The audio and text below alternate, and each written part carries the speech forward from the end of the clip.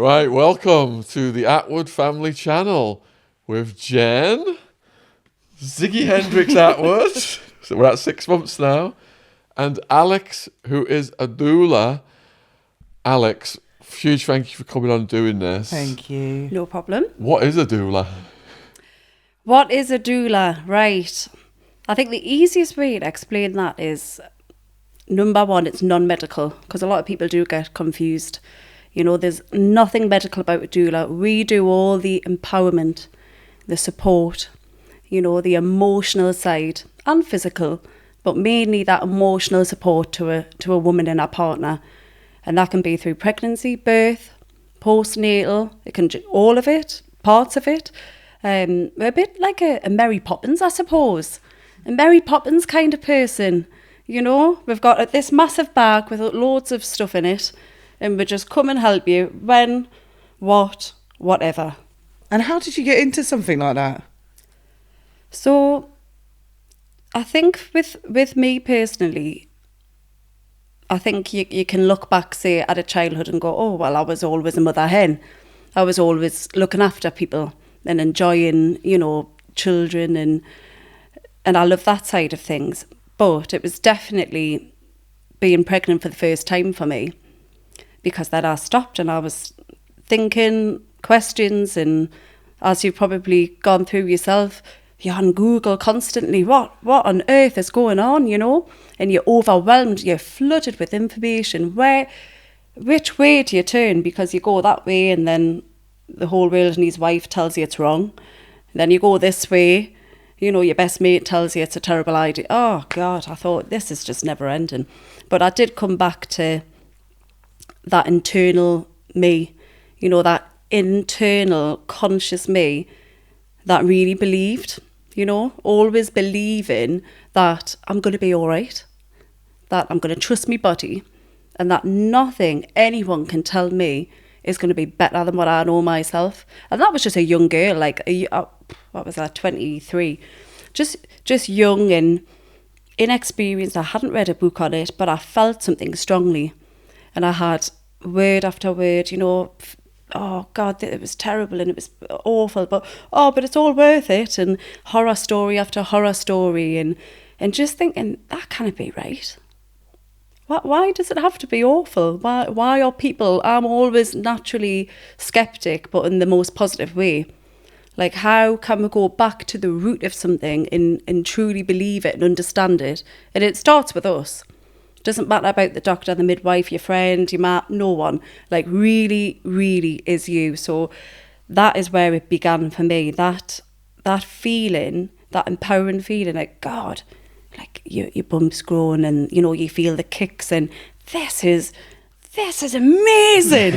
Like, what the, you know, amazing. And I suppose some people, they might not, they can still enjoy pregnancy and feel empowered by it, but I definitely sensed that I was a little bit more excited by it. You know, I was really excited, and, you know, I wasn't nervous, I wasn't worried about what I was eating all the time. I wasn't, you know, someone would say, oh, you can't eat that, and I'd think, well, it's only once, do you know what I mean? I'm not going to eat this every single day. So I think that the relaxed nature of me and my intuition and how strongly I felt within myself then led us on to, how can I help other women? Because I don't want to see this knock-on effect of this negative thought, the seed is planted, the negative experience, the negative birth experience, and then postnatal, you know, depression and the blues, and it's one thing after the other. It's a knock-on effect. If you don't start with the root, you don't start at home, you don't start at you, then, you know, there's not much luck after that. You've really got to start with you. So yeah, anyway, that is how I got into being a doula. I just thought, wow, this is something that I love and I'm passionate about, and how can I possibly help or support somebody else? Can I ask you about the emotional ups and downs then? Because mostly Jen's glowing with motherhood, and she's like, come and talk to the baby, and I go down and talk to the baby. But on the odd occasion, I've walked into the room. Careful with your choice of words there. And Jen's got a certain look in her eyes, and she points at her stomach and goes, "You did this Sesame, look what you've done! And her head starts spinning around. It's pregnancy rage, isn't it? I thought it was. Oh, it's quite no, normal, yeah. isn't it? Yeah, exactly. Oh, absolutely. I got a quick flash I mean, of it I don't then. know what you might have gone through that day, and this is it. Everything's so complex about pregnancy and childbirth, and there's no rule book. No one gives you something and says, yeah, this is what happens. And even if they did, that it's never going to be the same. No two women are the same.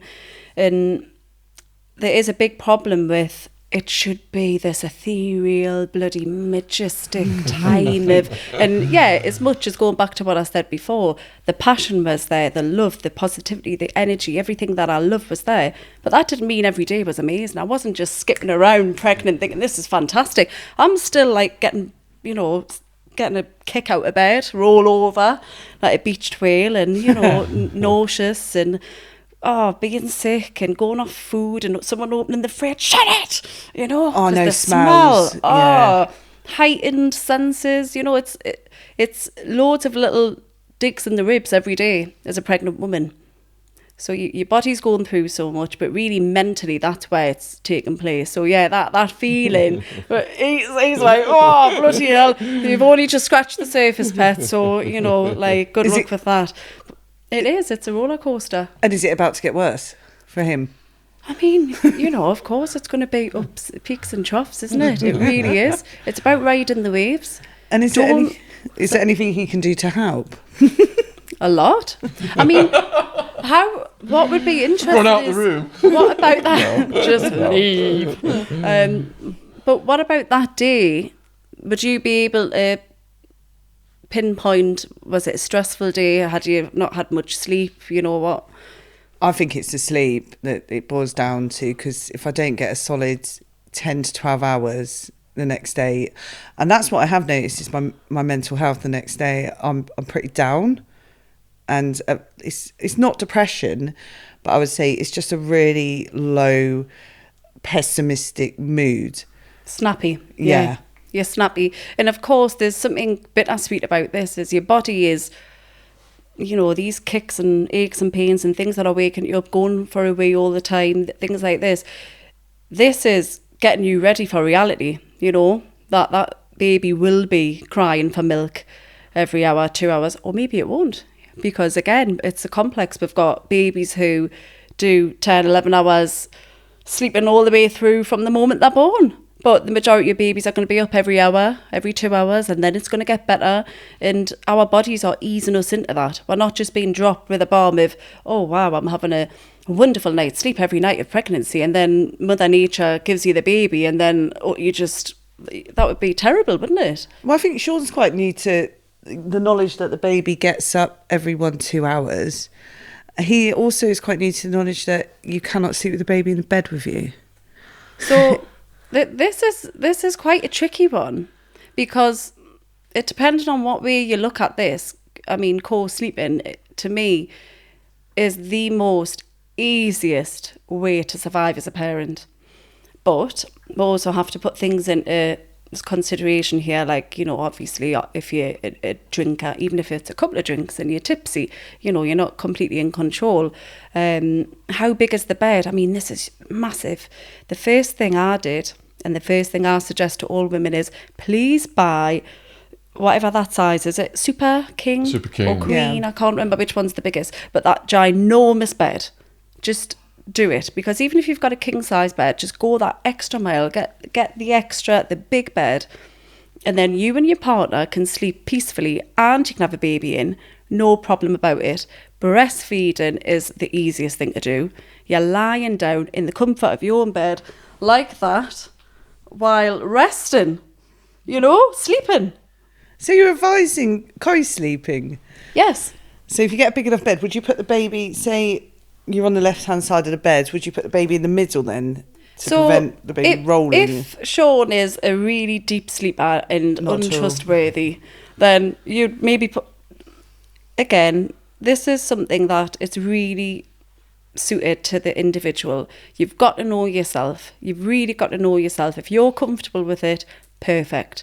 If you feel like you're forcing something, you don't need to do that. We've got these wonderful, the little Sleep With Me cots that go right next to the bed, pretty much the same thing. But co-sleeping, I'm a big believer in, you know, skin to skin, as much oxytocin as possible. The baby's calm, you're rested, you know, getting up in the middle of the night to pick a baby up, to go and sit in a chair, to get your boob out, get the right, oh my, you know, you could just be lying there. That's interesting because they say the skin to skin contact prevents depression and all kinds of things later in life, don't they? Yeah, I mean, oxytocin, I mean, from the moment, and that's why we've got cot death, which is such an interesting concept, because when, you know, back in the day, as hospital births are starting to go on the rise, women went from giving birth at home to, you know, we really went forwards with medical, you know, in a great way. I do love that we've got such good advancements in you know, the medical industry. I think it's amazing. I think midwives and doctors do a brilliant job, but there is a major but, and we lose a lot of what you know, makes it real, what really matters. And it's as simple as that. It's just going off to the hospital, getting those bright lights, getting that stress. It's just no good. Oxytocin can only happen in a calm, relaxed environment. So even you could be skin to skin in hospital and receive oxytocin, but you compare that to, say, a woman who's in her own home, and the levels of it, the difference is astronomical. You're talking about the more rested and relaxed and calm you are, which is usually in, you know, warm and dull lighting, dim lighting, familiar surroundings, familiar people, little disruptions, quiet time. You are going to be calm, relaxed, happy. Baby's going to be calm, relaxed, happy, but also that skin to skin is like magnified. And so then the baby's well rested and calm, and then the knock-on effect of that is probably better sleeping, better feeding, you know, just general all-round calmer baby. Mm.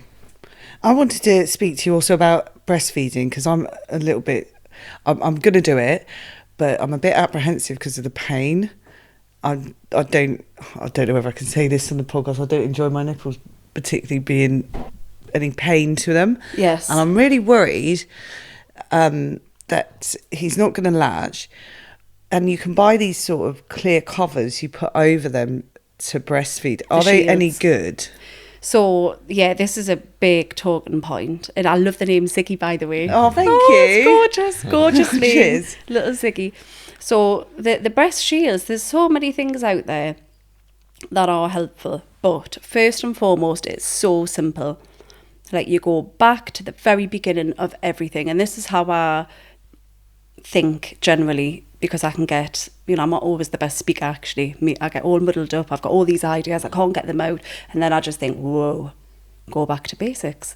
And like you've just said there about the breastfeeding, number one, all you can do is ensure that that latch is the best latch possible. And once you discover what is the best latch, so, you know, you've got different positions, you know, like, for example, if you've got super big boobs, or not always, but it might be comfortable to hold backwards. So the baby's head's here and the baby's almost behind you. Okay? Now that's a great feeding position, because the baby's mouth, it's all about the positioning. When you've got that perfect latch, you need all the nipple in. You don't want to be seeing any nipple. Obviously, if women have larger nipples and that's different, but you want as much a mouthful. Right? The chin needs to be lifted. We need to see a little double chin. Okay? Breast in the mouth. That's what you want. You want the little double chin. Once you've got this perfect latch, the amount of pain you're going to get is be decreased, because most of the pain is from the, you know, the bad latch. And you can still feed your baby with a bad latch. It's just painful. And it's almost like the nipples they then become like helmets. I can't feel a thing with mine now. Not a thing. They're like that absolute, because they get so hard and into a strong position to feed the baby, like comfortable for that baby's mouth. It's amazing. And throughout pregnancy, why do your nipples get so dark? Yeah, so that's It's usually actually midway through the pregnancy. Have you noticed that already? Yeah. Yeah, the changes. Well, you just will. There's so many different ways with the woman's body. I mean, why does the areola go dark? I actually don't think I can answer that question. But To guide the baby to the nipple. I tell you what, that's a brilliant idea. Have you heard of the breast crawl? No. Oh, wow. So they've discovered that the baby, like most mammals, can find their way to the breast even at minutes old. So if you left a baby brand new, who's never been fed before, just been born, on your tummy, the baby will make its way up to the breast. How the hell? Wow. Yes, just because the instinct again, and actually there's a lot to say that if you do the breast crawl, the latch is just a lot stronger. So the babies that are encouraged to find their way to the breast, their first breastfeeding experience, it's almost like it's so powerful, it's so primal. They found their way, it's incredible. So how far into the pregnancy would you advise someone to hire a doula? I mean, it really does depend. I mean, I've had lots of different clients for all different reasons. You've got women who they're just wanting kind of prenatal care. Some just want postnatal care. Some want the whole thing. So I couldn't really answer that as such. But definitely, if you've got some little worries, if you've got some little niggles, and you're not feeling, say, too confident from the beginning, go as early as you can, start getting those sessions in, just get used to talking about it, getting excited by it, going down all the different avenues, because you could go on all day with pregnancy, couldn't you? You really could. Oh God, yeah. It's never ending. So if you're having those regular conversations, certainly someone with nerves, I would absolutely encourage, if they can afford it, to get the earlier the better. But again, everyone's different. The doula, the benefit of a doula, I think in the ideal world, I would love to see that part and parcel of our NHS rather. I would love to see that. You go to the first appointment at the doctor's, you get that. The test is done, and yes, you are pregnant, and then you get signed off onto the next bit. Here's your doula. I mean, that to me is just, shouldn't that be what it's all about? You should have this woman who's assigned to you, because another part of the problem is we're now in a society where we're so private. We're distant from relatives. We're not, amongst it. We're moving out of cities away from each other. And as beautiful as that can be, and most of us are happy as Larry doing that, we're lacking support, that elder female or that experienced female who can be on hand. And it's just simple things. It can just be letting the woman rest. I mean, what a massive thing. We've got this idea of, we need to be up and at it, superwoman, work 3 plates at the same time, it's a load of shite. We need to be going back to what truly matters and being at peace. You don't need to go and do your food shop the next day. Absolutely not. You need to be in bed, establishing that good latch with your baby, if that's what you're wanting to do, breastfeed, establishing that perfect latch, get skin to skin, just really enjoying those moments, those early days, but you'll never get back. They are gone like that. It's unbelievable. Jen, what's your worries and fears then? Worries and fears? Yeah. After? No, presently in your mind. Presently, I think the biggest struggle I've had during pregnancy, I've been quite fortunate where I haven't had any morning sickness, which I'm grateful for, but is the fatigue. Mm-hmm. And I don't know whether I've handled it right, i.e. taking the right vitamins. I tried certain ones and they just didn't work for my body. Mm-hmm. And it's just fighting the fatigue some days. There's no way to combat that, is there? There's no secret result for that, is there? I mean, fatigue, yeah, it's completely part and parcel of pregnancy. But again, what is your expectation on yourself? Are you still trying to clean the house top to bottom? Are you still wanting to run errands and go out with your mates? And, are you still trying to, as much as I believe in going on as normal, whatever that normal may be. You don't want everything to halt. You don't need to, I was still doing all sorts all through my pregnancies, and I don't encourage women to, you can't lift that, and, lift that if you want to lift it, if you're going to lift it properly. Can I give you a story?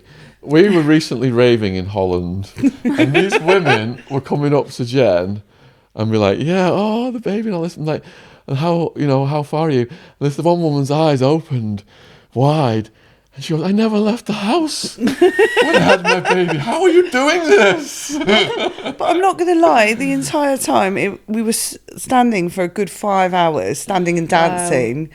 My ankles just absolutely expanded, and what were you calling me? Elephant man or whatever.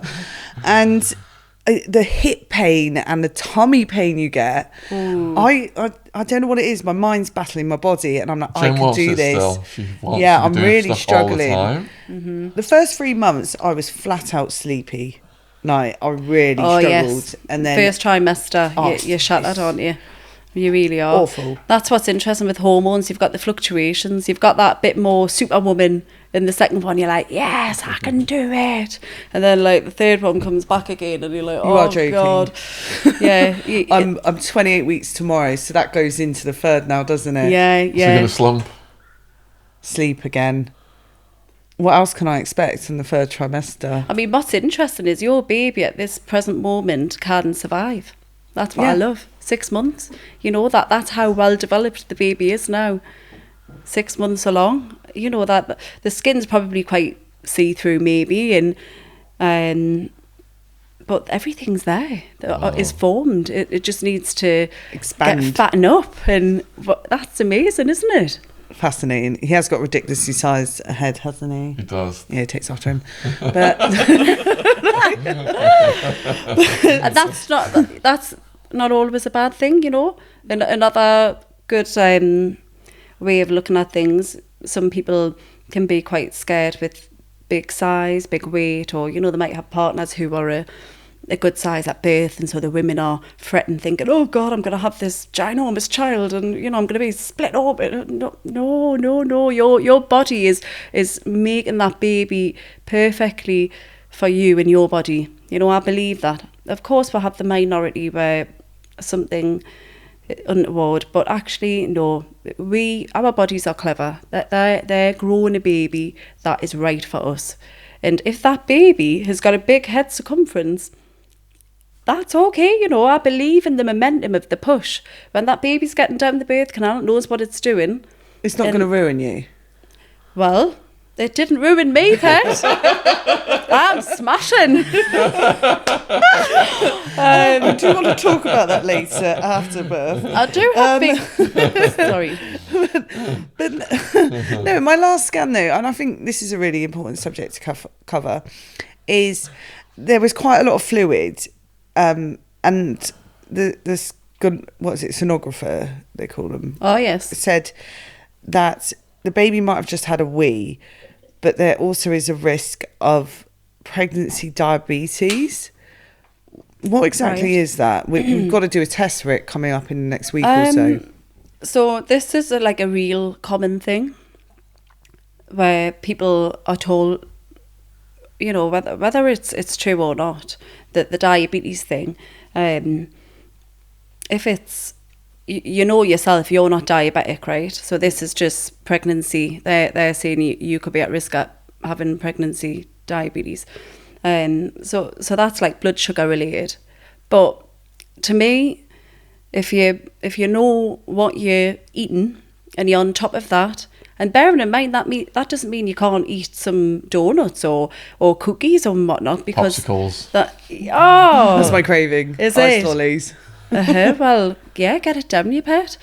It's not, to me, it's the over safe route, the health and safety. The oh God, preventative measure. Everything's about stopping something from happening, and stopping what from happening, from who. We've got all these women across the world who've got all these different symptoms and all the different ways of feeling pregnant, and I just think we need to let it be a lot more.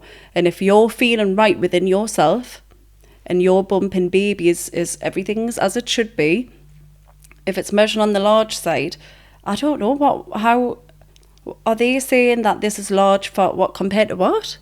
To just general babies? So I think for its due date. That data is a little bit. It's like when I gave birth in Thailand, they were saying, "Oh, madam, your baby too big, too big." Sorry, I said, "Well, too big for you."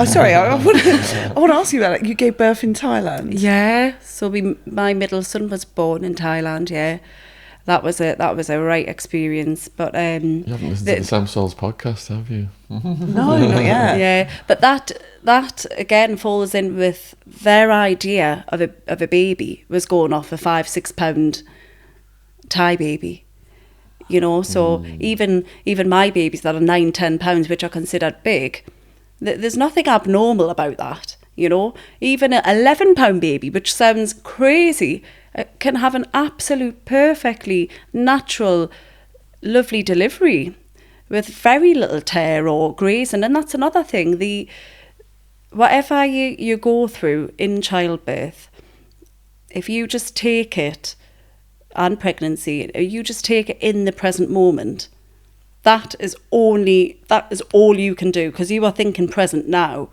If you're thinking, oh, this is going to happen and that's going to happen, and you're losing sight of now, you're looking too far ahead, and that's where the problems arise. It's like a build-up of emotion and tension and feeling. And as we know with childbirth, the more relaxed you are, the more open your muscles are, the more open you are, the birth canal, everything, your uterus, the contractions, everything is relaxed. If you are tense and stressed and worried and thinking about a big baby or thinking about this and thinking about that's only going to be detrimental. And that's what I've been hearing different people advise me about hypnobirthing. Yes. I mean, how useful is that?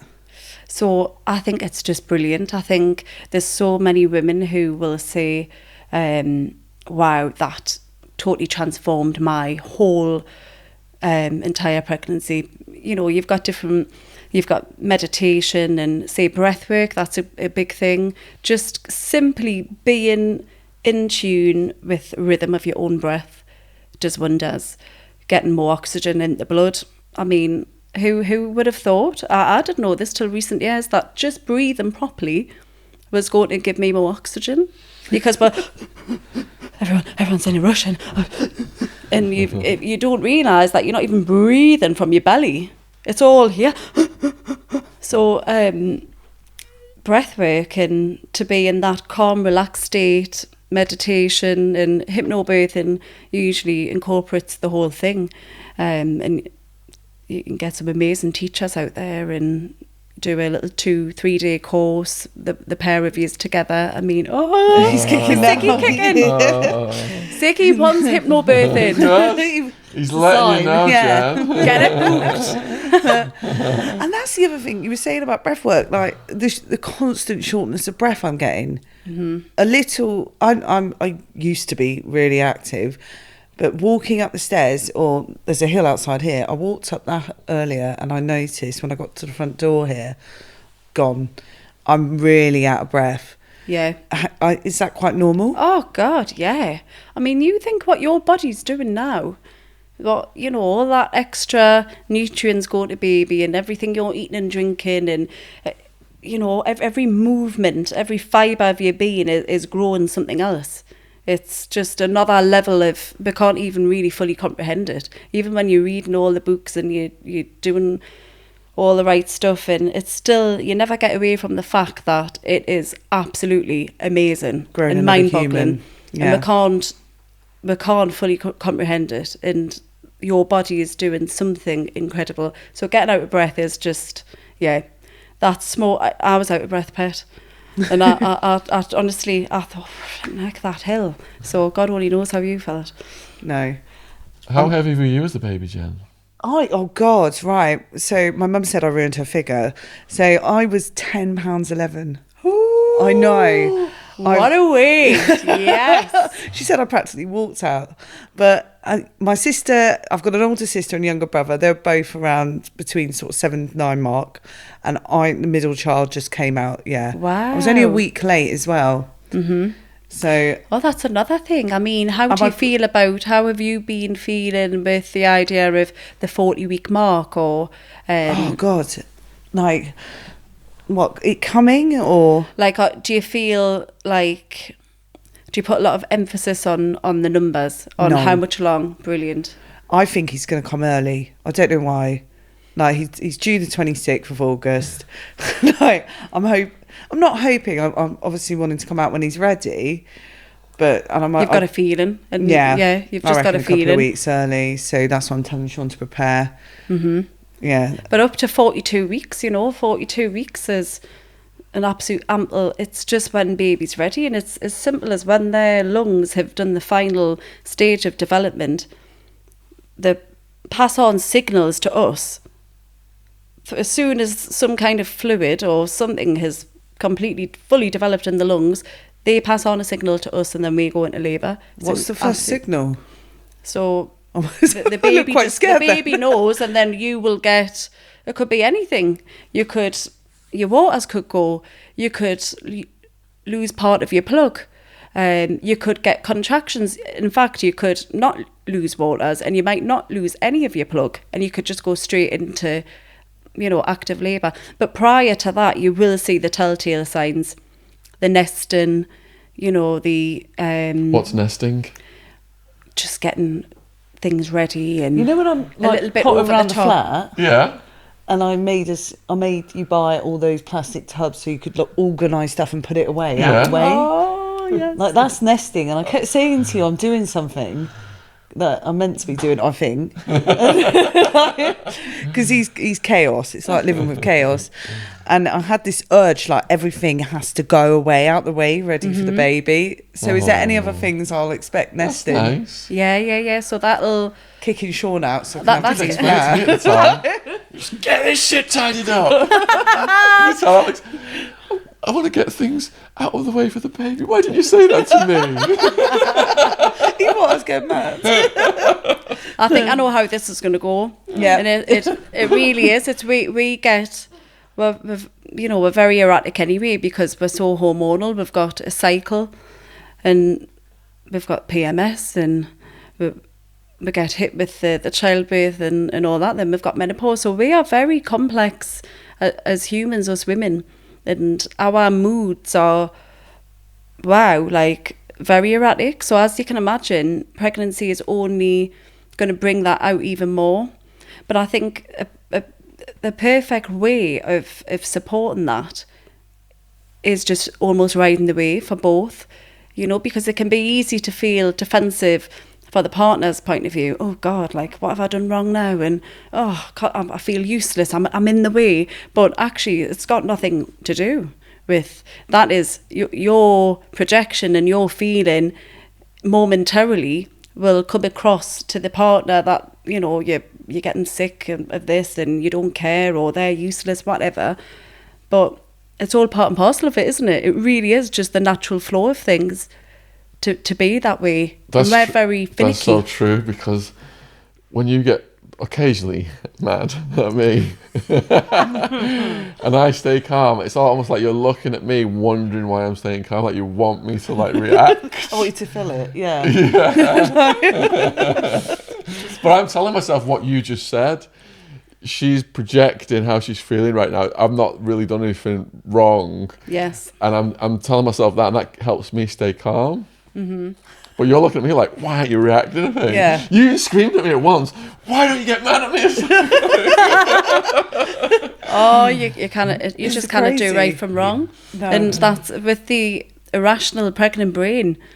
You're continuously gonna, amongst all the joy and the loveliness, will find the moments of madness and picking faults and feeling frustrated and oh my goodness, and even why have I done this kind of thing. That's actually okay. It's the same way it's okay to feel the blues on day 2 or 3 when your hormones take that real hit, when your colostrum's coming in, the liquid gold part, before your breast milk fully comes in, you're taking a proper hit with hormones, especially I think it's when the placenta comes out. That needs all the prostaglandins, and that really robs us women of the hormone we need to be, you know, uplifted and to feel on top of the world, it takes a hit. So we can feel tired and fatigued and, oh God, you know, almost like at moments you might think, will this get better? And that's an awful thing to say out loud, but it's so normal. It's so normal. So and it passes like that. Day 4, you're like, woo! Like, I was going to ask, would that be the main cause of postnatal depression? Then perhaps your placenta coming out and your hormones getting confused. so I think postnatal depression, you've got the baby blues, which is obviously natural. Your hormones have took, just like the natural way that you're going through birth, you know, the natural flow of it. It all makes sense. There's a reason. Your body's, it's doing it for a good reason. So even all the nutrients going to your baby, your hair falls out. There's a reason for that. Your hair's not falling out just because, oh, there you go, I'm just letting you suffer. It's baby's taking all the goodness. But I'll happily lose my hair for me baby to get all the goodness. So it's about the mindset and what way you look at things. So rather than think, oh God, why am I feeling so crap? I should be overjoyed. This should be the best time of my life. You ride that wave. This is okay. I feel like shit right now. Tomorrow's a new day. And tomorrow might not be a new day, right? I feel like shit. Hopefully tomorrow's a new day. And usually it will go. It'll pass. And if it doesn't, then you have got a portion of women who will go into full-blown postnatal depression, which can also lead to psychosis, which is quite rare, but it's, you know, it's a growing phenomenon really. And I think that is all down to the lack of support. As society, the structure of society is changing, and the less support we're getting and the less in tune, the more we're putting all of our trusted medical professionals before ourselves, we're losing that connection, innate primal connection. And so things are becoming fractured, you know. But I don't see that as, oh, there's no turning back. No, all it takes is, you know, me to go through what I've gone through and pass that on to my children. And you to go through what you go through and pass that on to your children, and then you the dots connect again, you know, the lights come back on. So it's just that positive, optimistic way of thinking as a whole, you know, that I always focus on that. You've spoken quite a bit throughout this podcast so far about nutrition. Now, I've had a lot of guilt around food because most of my cravings are sugary, shit that you shouldn't put in your body. How am I doing my baby any harm by putting like fizzy drinks, sugary? You mentioned donuts. I've been like hammering them. Cereal bars, and my craving was at the start really healthy, wasn't it? Fruit. Lemons and kiwis. And now it's Can I give a kiwi story? right. We would go to the shops and she'd get bags of lemons and kiwis, and Jen keeps the house like everyone's got to be really clean. OCD. During the kiwi phase, That became a monster. she was just slaughtering these kiwis on the countertops, and like weeks later, there was just all these kiwi peels encrusted on the kitchen floor, where she was just like with the big elephant feet stomping over to the trash can, throwing the kiwi remains into the trash can, but dropping half of them, just stomping onto the kitchen. Well, yeah. Yeah, I couldn't control myself. I had to have it. And I was trying to explain to Shaun about cravings. I think I mentioned it the other day about if I need it, I feel like I really need it. Yes. Like Yes. I've never had that sort of craving in my life. Obviously before becoming pregnant, if I don't satisfy my craving, it's all I can think about. Yes. Like, You're fixated on it. Absolutely. And yeah, that is such a common thing. The norm, it really is. And going back to what you were saying about the food, it's great that you started off more healthy. I mean, look at that as a good thing. Yes. And the most important part, the first trimester. But yeah, I think again, if you were having several fizzy drinks a day, you know, I'd be a bit like, well, maybe we need to think of what alternatives you can do, or how would you cut this down. If you were my client and I was your doula and you were saying, oh look, I'm I'm drinking a fizzy drink every day, and I'm snacking on, as I'm quite lenient in the sense that I think we should just do what makes us happy. Okay, so what makes you, if you in that moment, you want to go and have a Mars bar, go and have the Mars bar. But how often are you having that Mars bar? And what else have you been doing, to kind of counteract it? Because you've got the yin and yang nature of everything. You need balance. To get harmony, you need balance, don't you?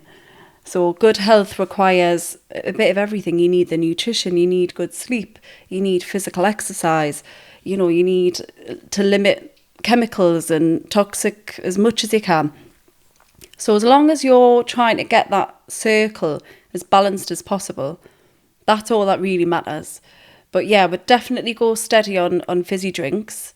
Is that due to the caffeine in them?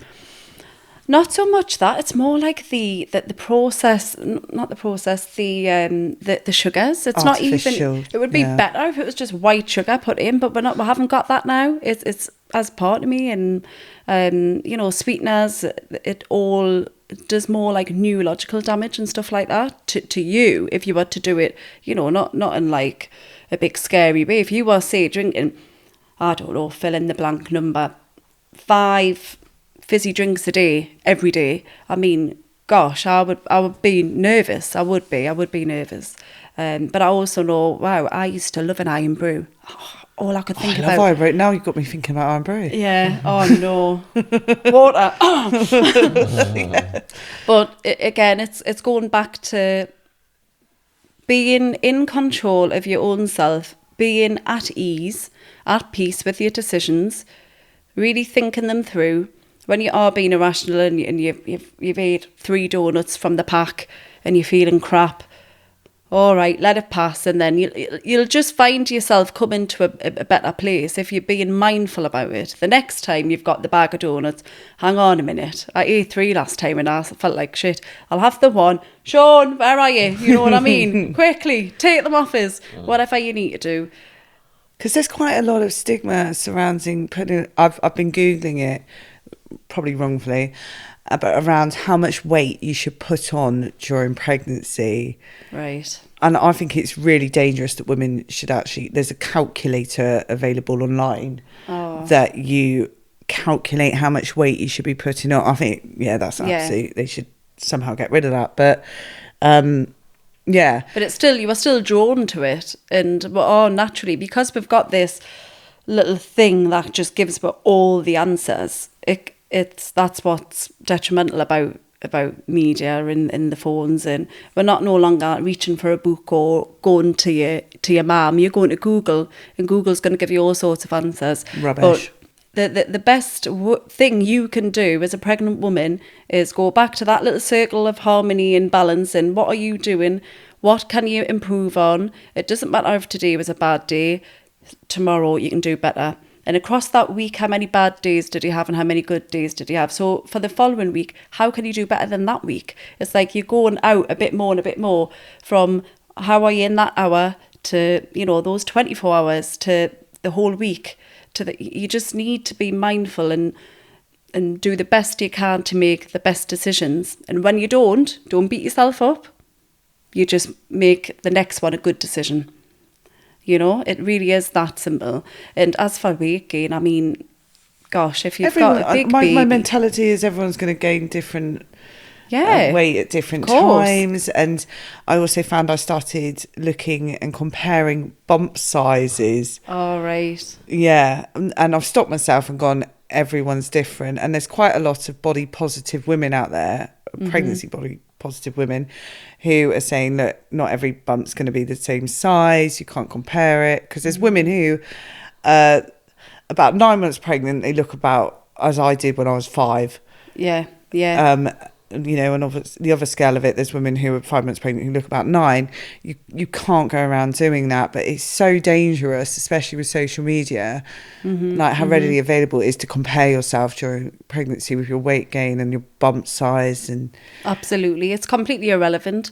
You need to focus on, every woman should just focus on their path, their journey, and limit as much time as possible on social media, because every second that you are scrolling, and getting that fake dopamine hit, right? It's only going to leave you in that slump where you just feel completely like detached, because you're detaching yourself from reality, because you're delving into a false sense of there's a world there that exists that is strange, isn't it? It's so strange. I mean, Shaun, you must know this more than anyone. You've got this following in an online world where you're Shaun Atwood, but they don't know anything about Shaun at home and you guys and what you're getting up to, but you can delve into another world. So I think if women are on a journey as important as pregnancy, and if they're spending too much time maybe comparing, or not that you are, and I'm absolutely, I can tell, because you're radiating so much positivity and you look amazing, and actually you sat here now and you wouldn't even look pregnant. Baggy dress, but yeah, I feel really, do you know what, I thought I was really nervous that I would get quite negative during pregnancy. I'm really happy that I've stayed on quite a high, not obviously all the time. Mm-hmm. Yes. But yeah, I'd probably say 80% of the time. I don't know whether it is having a boy. That's what I wanted to ask actually. Does having a boy make it different on your hormones? Because with a girl, you've got twice the hormones. That's what someone said You'd with think, me. wouldn't you? But the more estrogen circulating, you know what? That's a really interesting one, because I've not read anything about that, and I'm sure there will be some study somewhere, because there always is, isn't there? Probably from Scandinavia. Love them. But no, not that I know of. But I do know that they're bloody easier. Jesus. Honestly, I saw what I was like before I was pregnant. I was a nightmare. This baby has chilled me out. I'm zen. Jen's face has completely changed. She's gone totally relaxed. Her skin just glows. Her eyes have gone peaceful. Oh. What did they look like before? Crazy. Oh, that's lovely. That's gorgeous. And just like at ease with yourself. You didn't look at ease with yourself. No. What about before? Have you had like a career or a busy job, stressful life or anything before this pregnancy? I was erratic before this pregnancy. I was constant overthinker. I could never sit still. I really struggled. Like even watching TV for longer periods of time, I'd have to pause it and do something in between. I think it's just, all that constant urge to always do something. Mm-hmm. And if I didn't fulfill my day, I'd get really frustrated. Mm-hmm. Whereas now, it was ever since I got pregnant, pretty much straight away, it chilled me out where I'm able to relax. Oh, that's lovely. And absolutely. Yeah. So you enjoy being productive and you enjoy being busy, but you've not, it doesn't sound like you've put that pressure on yourself to carry on being so productive. No. And if you are taking time out and enjoying, things you can't normally, just chilling and sitting down even just longer than usual, it doesn't need to be sat on your arse watching TV all day long, but just taking those little times, those moments of, I'm just going to read my book or put my feet up or have a nap. I mean, wow, naps. Oh, they're great. Like if you're a very busy, productive person, I can only assume that a nap was out of the question. And to nap in your pregnancy or when, a baby does arrive and little Ziggy, he's having his little snooze, have that snooze with him, don't worry about the dishes. Don't worry about all those nonsensical, who cares about really how the house looks? In the end, it's really about how much energy have you got. And how happy and content are you and baby. And simple things like taking a nap, wow, do it. Jen was running a clothing company, which was a lot of work, but now she's wound that down and she's just doing occasional dog sitting. I took up, to keep me active, dog walking, because I love dogs and we can't have them where we are. So, yeah. What a brilliant idea. Walking, being around animals. Fantastic. I love it. I really do love animals, and I think as well, if you're like that, then your son will be like that. And if you're one of those that's always wanting to stroke animals, there's something a little bit, I don't know, worrying for me when I see children, so frightened by an animal or definitely by dogs, and I've seen that before. But with taken care. You don't want them just going in face first into a dog's. Again, it's you've got to, it's finding that middle ground, isn't it? You know, my children can be quick to, and I've got to remind them, you know, not all dogs are going to be friendly. You've got to check in and ask if it's all right. But just to love nature, to go out for a walk, and you might have a dog, or you see a squirrel up a tree and you run over and you want to, this is all free. This feeling of enjoying something so simple. And it goes back to the root of whatever it is. The root is always just nature, whether it's in your body or what makes you happy, like the sun. Everyone's in a good mood when it's sunny. As soon as there's grey skies, everyone's mood's in a slump. Everything's bright, and you know, nature brings beautiful things. It really does. I'm going to be trying out a baby pillow soon. Is there a certain side that I should sleep on? Because I keep reading online that you should sleep on, I think it is the left side. Yes, that's right. On your left side. That side? Yes. I keep sleeping on my right. I mean, it's not the end of the world, but if you can get comfortable on your left, it'll be best. Your heart's on the left side, isn't it? So I think it helps with circulation. But your side in general is the best. Being on your back's not great. No, I can't stand it. He does move a lot. A lot more when I'm on my back. And you want your bum to be supported as well, don't you? If you're on your back, I mean, that it gives you backache and pain, so I don't think many women can do that. So yeah, great that you're on your right side, but if you can train yourself to go to the left, that'll be better. I'll start that today. Right, my next question: is the pregnancy glow just sweat? No, I think the pregnancy glow is a proper. There's a biological explanation for that. Your body, everything becomes plumper, doesn't it? So we see vitality as actually plump. You know, like a plumpness. You know, which has got nothing to do with bloody fat or anything. People go, oh, plump, what you saying, I'm chubby or whatnot. No, like a nice, like a glow. There's a sheen. You know, your skin goes great, doesn't it? You tend to get very little spots, and you've got a sheen, you've got a glow, you're plump. You know, you're putting this lovely weight on, you're growing your baby. So yeah, the pregnancy glow, it's a thing.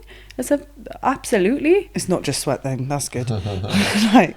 The next thing, is there anything I can do? I keep getting really bad hip cramps, particularly on my left hand side, and leg cramps, almost like restless leg syndrome, especially in the evenings. Oh yeah, you just feel like you want to constantly shake and it I'm out. Just like, yeah, circulating my ankles. Yeah, and exercise certainly, but have you got yourself a birthing ball?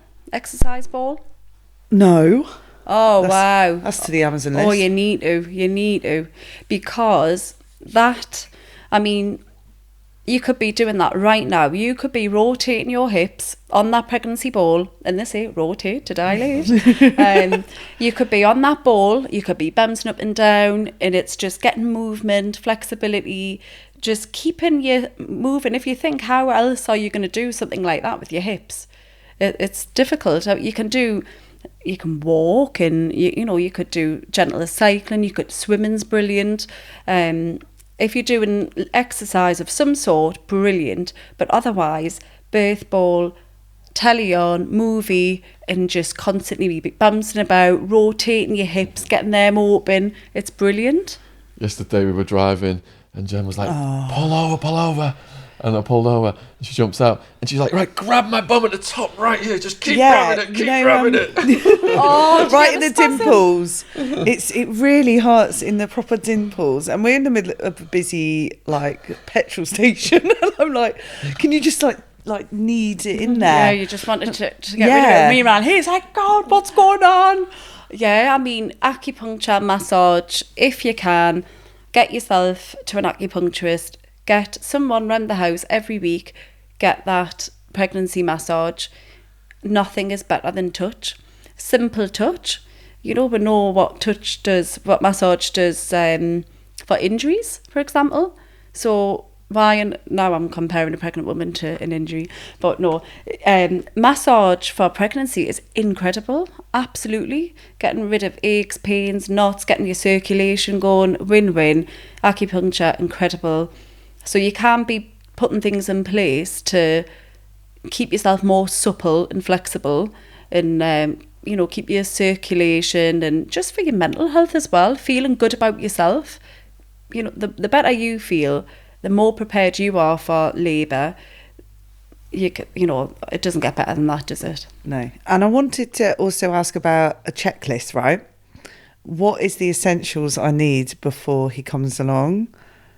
Because there's so much to buy, and there's so many different lists online, and I don't want to clog the flat up with unnecessary stuff that isn't going to get used, that you end up giving away or whatever. What is the absolute essentials? Obviously, I know nappies and bottles and muslin squares and wet wipes, and I've got his bath, baby bath, and changing stuff. But what else would you need? Really? Sorry. So, what important things? I'm trying to think, what do I find? I tell you what, one of the things that I love, the breast milk shells. Now, if you are breastfeeding, what you'll find is you'll always have a letdown. So the letdown is that it's like a pulsating of milk. And usually when the baby's, just kind of coming out of sleep, you'll be like, oh my God, bring the baby to me. It's just be like that. Hey, you're going to get it in the face, Shaun. I tell you what, it goes everywhere. And whoever's sitting there, it just goes everywhere. So you have these letdowns, these powerful letdowns. And if the baby's feeding on one boob, this is just going crazy. So people usually put the pads in. But what a shame, that's perfectly good milk. Breast shell, brilliant. They're only about £10 off Amazon, and it's just a little rubber thing that goes into your nursing bra, and the milk just drops into it. So then when it stops, but you'll feel it, you pull that out, and there's about 2 ounces of milk that could have been soaked up and bloody chucked away. So breast milk shells, I love them, brilliant, because then you don't need to worry too much about if you're wanting to pump and you're wanting to have a supply, if dad's wanting to get involved and he wants to feed baby, this is an easy way of putting into the breast milk bags. You can even put AM, PM, if you wanted to, because it does change. You're going to have different amount of fat and protein and carbs in milk, if it's in the morning or if it's at night. It's tailor-made, as the day goes on, that milk is changing. I did not know. And if that milk... it'll go bright green and everything, man, if you're eating spinach. But I love it. So if baby's poorly, the saliva, they've got a backwash onto the breast, so that will go back into your system, and your milk will change with the right antibodies to counteract. Wow. So that if your baby's poorly, there's a backwash situation where as they're drinking your milk, it goes back into you, and you then create this magical milk. How amazing is that? Amazing. Is it safe for Shaun to drink my breast milk? Oh, yes. Get it in. Get it down, you man. I think he wants to try it. There was also, what was it? The placenta. Yes. Can he... right, you can get it made You want him to eat it? Yeah. Dear me. I'm a vegetarian. You can get it made into little capsules, can't you? Yeah. How good is it for... So the placenta, I love the placenta. Okay, so this is pretty much the only organ, because it's an organ we have that has such a important role, but then it becomes obsolete. It's just, we get rid of it. So it's really interesting because it's a filter system. It's, nourishing your child. It's taking toxic waste away. This placenta, which we just go, is the thing that's keeping baby alive, sustaining baby in the womb. It's absolutely amazing. So whenever that's I'm like that. Wow, look at this, and trying to get women to really look at it. Look at it. Wow, they're all so different, and they look like the tree of life. They've got veins and vessels, and it's amazing. And I have encapsulated so many myself, and I love the process. I love it. What is the process?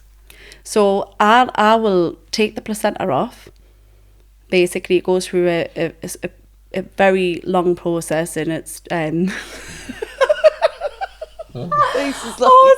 people still just, it sounds like you're a mad witch or something who's taken off with. It's it just starts off as the placenta and ends as pills, and it's so dark brown / grey, and when you put it into the little capsules, you look at it and think, bloody hell, what on earth has happened there? How have I managed to do that? It's just absolutely incredible.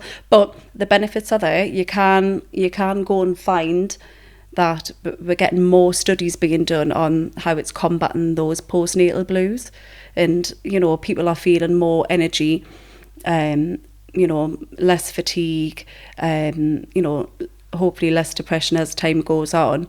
And all we need to do is look at animals. Cats, they eat it straight away. They do.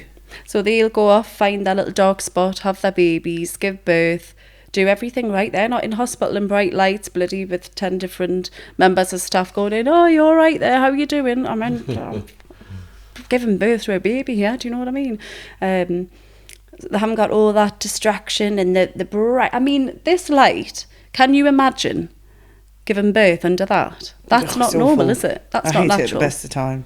So if you are going to have a hospital birth, you can have a birth plan. You can say, prior to getting there, Shaun could, your mum could, whoever, you can say, I do not want those lights on. That's because handy. Those lights are proven to slow down your labour. Hey. Okay, so you will come into a stagnant point where things, it doesn't mean that it's not going to progress. Of course, it's not a big deal, but it's all these little factors that women should be considering. Bright hospital lights are not what we are supposed to be. That isn't the fairy tale for the woman. We need to be in almost dark, dim places, quiet, not loads of noise, doors in and out. You should never question, Shaun, a pregnant birthing woman. Just let them be. Let them be. I've always fancied a water birth. What are the benefits of that? Oh, beautiful. Absolutely beautiful. So if you're thinking about that, go to the hills. Honestly, just run with it. Get that birthing pool. You can hire them out, but just buy one. Have it set up. Fill it up. Get used to how long it takes to fill up and sit in it. Enjoy it. If you wanted to have... Well, I'm talking along the lines of a home birth, because I do love a home water birth. But they have got beautiful facilities at the hospitals. They've got lovely birthing rooms, and it is all dim, and they're using aromatherapy, and the oils are going, and it's just so pretty. Just water as well, getting into water in dim lighting with essential oils. It doesn't get better. It really doesn't. That is such a beautiful way to... And I love the idea of a home birth, but I think I'd be too nervous in case something went wrong. Like, is there any way... I mean, did the midwife come to you? Oh, and if there's a problem, you then have to go in? So I think, a home birth, you get 2 midwives assigned to a home birth. So actually, you do get more one-to-one at a home birth, because you've got 2 midwives who leave the hospital, who are part of the home birth team, and they come to your home. Oh, wow. So I love that. But again, it's that. Maybe if you were, exploring things more and reading, and it started feeling more your thing. But again, you just do what's comfortable. You'd be super surprised at how relaxing it really is. And 2 midwives coming out to you, I mean, that's brilliant. You've got so much help and knowledge and support on hand there in the comfort of your own home. It's beautiful. Okay, one of my next questions is, like we mentioned earlier, we went to a all-day music festival in Amsterdam. How good is music for baby in the womb? Oh, well, I love Gabby and Matty.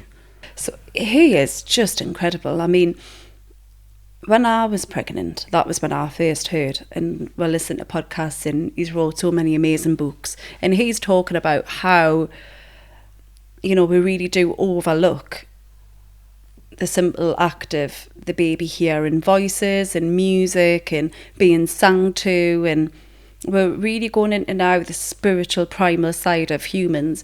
And, it might seem daft. You could be reading a book to your bump, and you think someone could say, well, what's the point in that? The baby hasn't got a clue. But no, if you are reading that book to your baby, that is a connection, and that's something that is profound, and you can't put it into words. And music's a very similar thing. It's an art form as well, isn't it? Whatever you might love, or you and your partner, you might have a playlist or just a band that you love, and you guys don't realise it, but you are radiating energy together listening to it. You're getting your shivers and your goosebumps, and you're getting excited or overwhelmed, and your baby is part of that in the womb, because you're passing on its vibration and frequency. It's just a knock-on effect. So he's going to come out loving electro house. Absolutely. Yeah. Ziggy's going to come out fist pumping. So during the birth, is there anything he could be doing to make my experience wonderful? Yes. No. Sean, there's a lot you can be doing. Right, let's hear this. Number one is probably be quiet. Just being supportive can just be being there and having good, strong eye contact if she needs it, being calm, in choice of language as well. When contractions are getting, stronger and stronger, we can just say things like, that was a strong one, we're getting closer. It doesn't need to be, it's all right, it's nearly the end, and, getting all up the height. This is okay. Like, wow, you've just got through that. That was a strong one. We're even closer. We're getting closer to meeting Ziggy.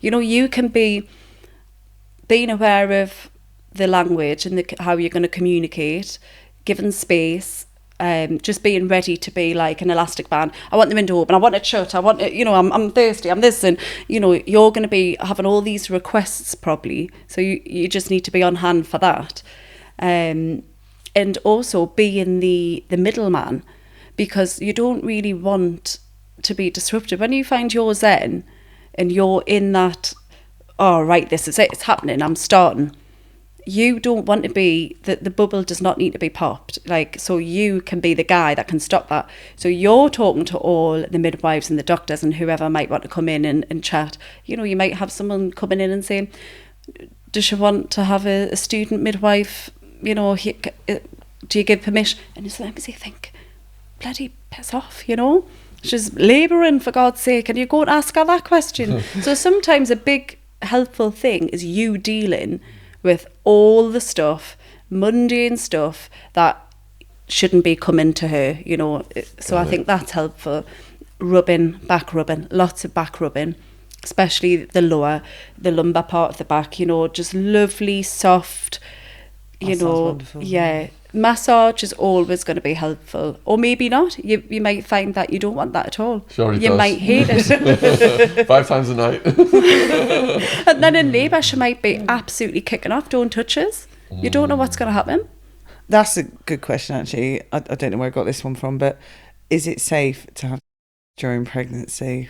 Oh, absolutely. There's a real big... Absolutely. It's, the whole reason you've even got to this place is through that beautiful act of love, and I think to carry that on is a healthy thing. A lot of people do say it brings on labour when you say getting overdue and a bit insistent, but I just think we'll never know.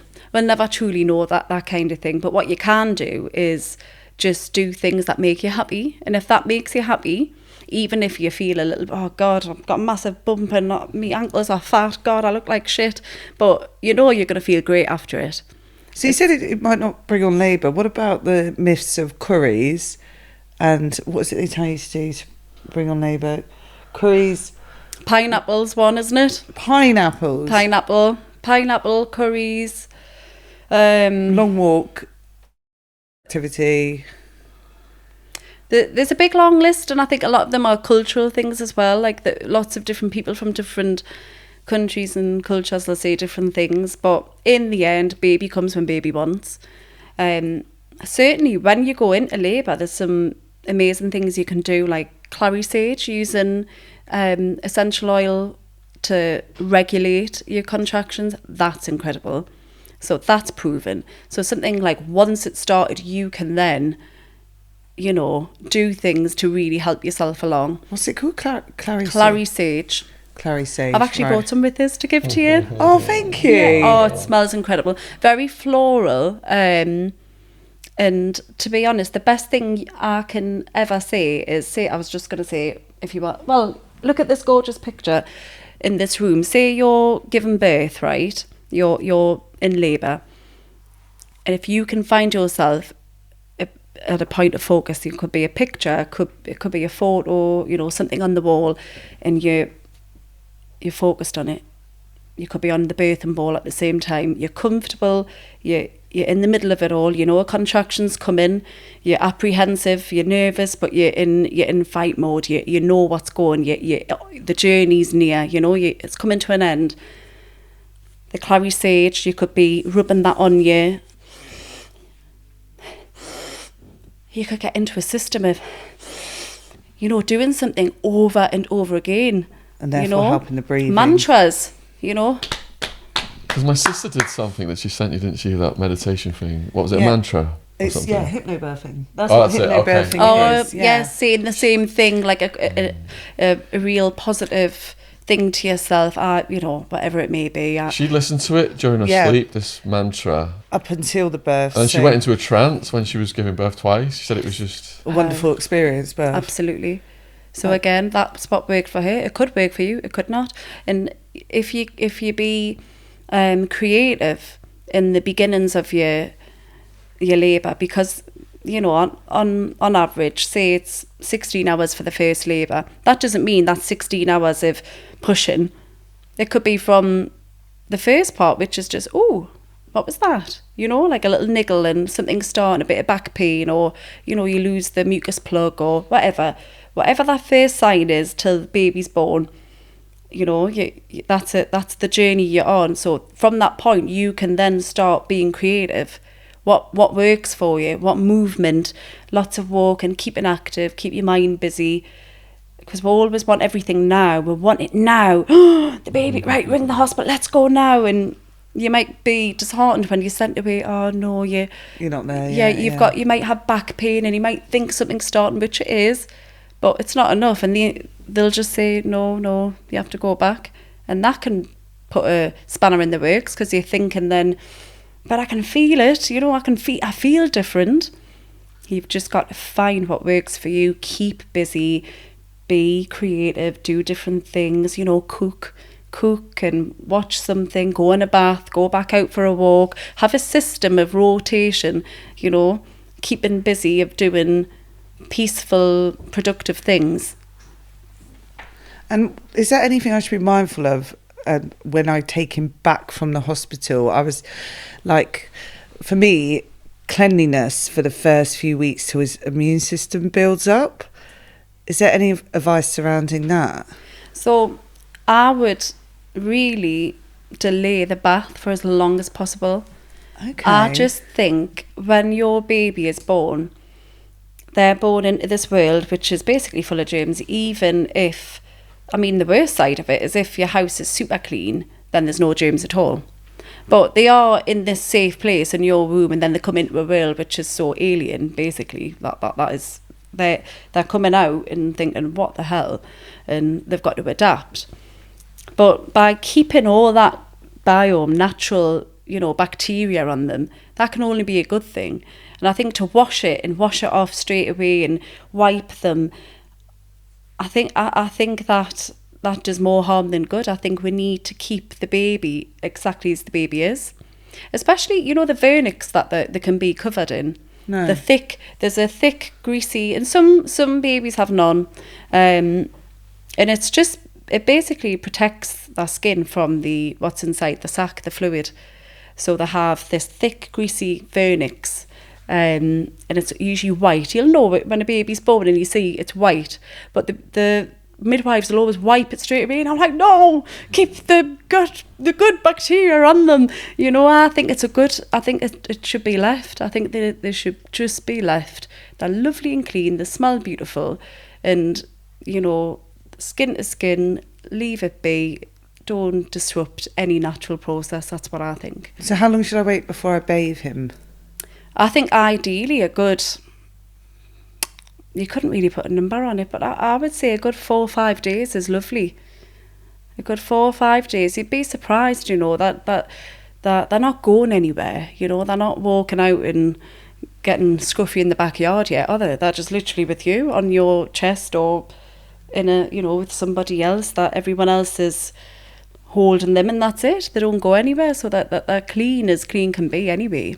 What about the temperature of the water? Because Jen's baths, I get in them and have to jump right out. They're not that hot. He likes a real mediocre, not even lukewarm bath. Oh, it's no. freezing. And I like mine at a half decent Lovely temperature. hot bath. Yeah. Again, just you feel it with your fingers, don't you? You can get thermometers. Another thing, if a baby has a temperature, and you go and check, oh my God, you know, it's 39.8, and, you know, now you go on Google, take them to A&E. I mean, I just don't know where do you start and where do you end with this? Because the temperature is a really good sign of a body fighting something, you know. If you touch them and they're hot to touch, all right, then I'm going to keep an eye on them. They're going to be a bit whingy, crying. That's why breast milk is brilliant. You see so much less sickness in babies because they're getting everything that they need, everything. So if you've got your baby on the breast and they're just feeding through that temperature, you know, within a few hours, you're going to see it lift. If you're going to medicate them and numb it down, I don't know what the logic is in that. You know, it's you're clouding over some symptoms and they might perk up and be a little bit drowsy and whatnot, but you've got nature gives us pain for a reason. You know, you're not going to go through life without feeling pain. So if we're medicating them from early on, they'll never get a pain threshold. They'll never really be able to cope. So then every time you're getting a child with a headache or polio or sickness bug, it's hell on earth.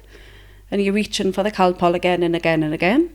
Talking about building up an immune system, should I regulate family visits to begin with? Oh, wow, okay. So this is interesting, isn't it? Because I have heard a lot about people who they don't like their babies being kissed and cuddled, or they're really thinking long and hard about who's coming into the home, and again, it's what you're comfortable with. I do actually think that we need to be careful about just passing the baby round. You know, you see in someone's house and that the mum's sitting on the edge in a bloody dressing gown, and then the baby's with Auntie Rita over there, and she's like, oh, you know, and I think, that's a bit too long for baby to be away from mum in those early days. I think it really should be, you should sign yourself off from the world for a week or two, at least, whatever feels right. You might have close family and friends pop in, but keep yourself in your little family bubble, establish that bond, establish that good feeding routine, and that hub, that the heart of the home, that is you guys, your baby, that's the most important thing. And then you venture out into the world and you start, you know, doing all these, going out for the day with baby, oh my God, and then you start realising, take this and that, and have you got this, and oh God. Right, I've got one of my favourite questions I wanted to ask is, out of 10, how painful is childbirth? So, for years, I used to hate the pain of tattoos. I didn't enjoy it. I know some people do. And people would say to me, well, it's not as painful as childbirth. You've felt nothing. It's a different, and I don't even like saying the word pain, because it's so necessary and so important that to see it as this painful fear, that's what's instilling fear, okay? So it's like if you break an arm or a leg, awful pain, it shouldn't be happening. You've got to go and get a cast on and it gets whatever. But childbirth, this is how we're all here. This is the human existence. This is, what is meant to happen. And I think if you make peace with the spiritual nature of it, this is meant to be, and my body is doing exactly what it should be doing, then you don't need to see it in a light of is it going to be painful, or how painful is it?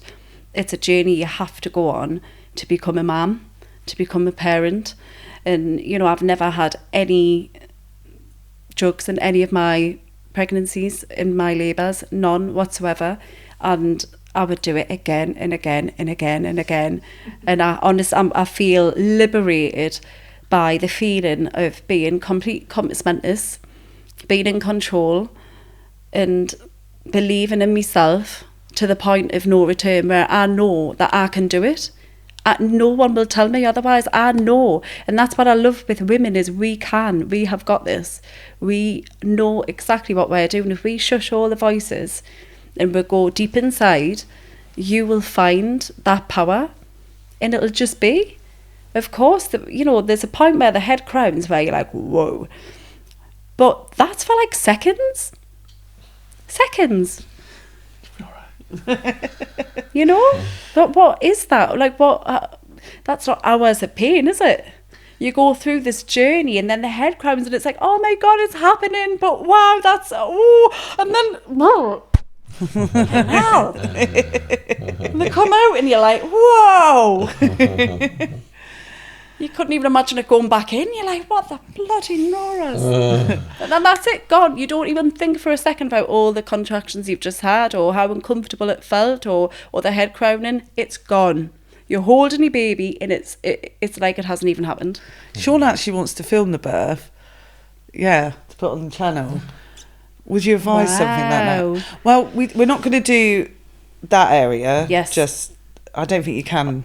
Well, I think like that on YouTube is brilliant to have. I've got and it's on YouTube, one of my births Sam took, and at the time I didn't have a clue. In the description box below this video. I could do, couldn't I, if they wanted to? But yeah, it's a strange one, because I think if it was in my face, I wouldn't have. But if it's done subtle, you're in your zone. It's not invasive. I think that's such a beautiful thing to look back on. It really is. How can you do it subtly? With James. Knowing him, he's going to... James will be in the shadows. He's inviting... he's going to pretend to be my brother. To get in. But there's not subtle, isn't there? No. So, yeah. But I think you should go ahead with that. Try anyway. And if you're not happy with it, then that's just call it off. That's enough. Huge thank you for coming on, Alex. If people watching this want to ask you questions, or they want to contact you about being their doula, how do they go about that? Well, what I can do is send a link to me Instagram with me doula page. I'm still very much open to that side. I'm not practicing right now, because I do have other businesses that I'm kind of full force with at the moment. But I can pass on me Instagram for a doula. That would be fab.